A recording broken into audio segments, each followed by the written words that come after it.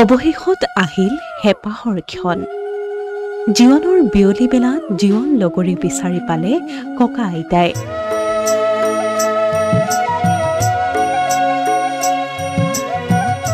শিৰত সিন্দুৰ আঁকি নিজৰ কৰি আনিলে কইনা জয়া প্ৰভাক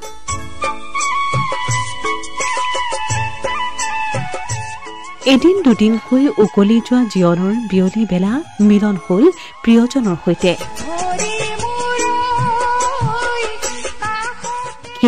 এইবাৰ বয়স সমাজ আদিৰ কথা নাভাবি গাত মাহ হালধি সানি দৰা কইনা হ'ল ককা আইতা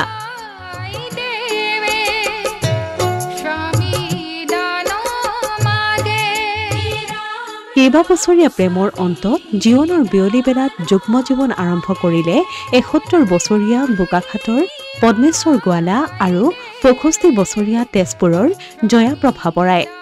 আয়তীৰ উৰুলি আৰু বিয়ানামৰ ধ্বনিৰে উখল মাখল পৰিৱেশ ৰভাতলিত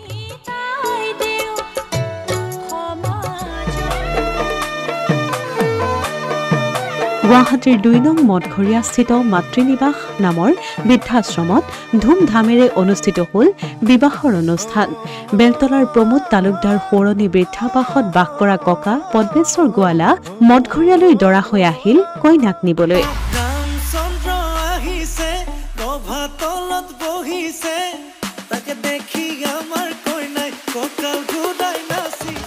এই ব্যতিক্ৰমী বিয়াখনক লৈ এতিয়া সৰ্বত্ৰে চৰ্চা সকলোৱে ককা আইতাক জনাইছে শুভেচ্ছা ককাৰ গীত শুনি প্ৰেমত পৰা আইতাই কইনা সাজি চকুত চকু পানী লৈ বিদায় জনালে বৃদ্ধাশ্ৰমৰ সংগীসকলক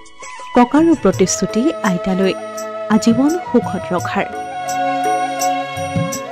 বৃদ্ধাশ্ৰমৰ পৰিচালক উৎপল হৰ্ষবৰ্ধনৰ সৈতে স্থানীয় ৰাইজে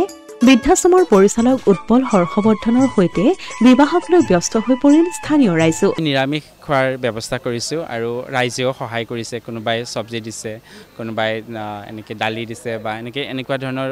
বহুতে সহায় কৰিছে আৰু ৰাইজৰ সহযোগত আমি এইখিনি কৰিবলৈ সক্ষম হৈছো হয়তো বিমসাগৈ এনেকুৱাই হয়তো নেদেখাজনেও তেনেকৈ লিখিছিল তেওঁলোকৰ জীৱনৰ অবুজ প্ৰেম কাহিনী আপোনজনৰ পৰা আঁতৰি থকা দুটা মনে অৱশেষত যেন বিচাৰি পালে এটি নতুন ঠিকনা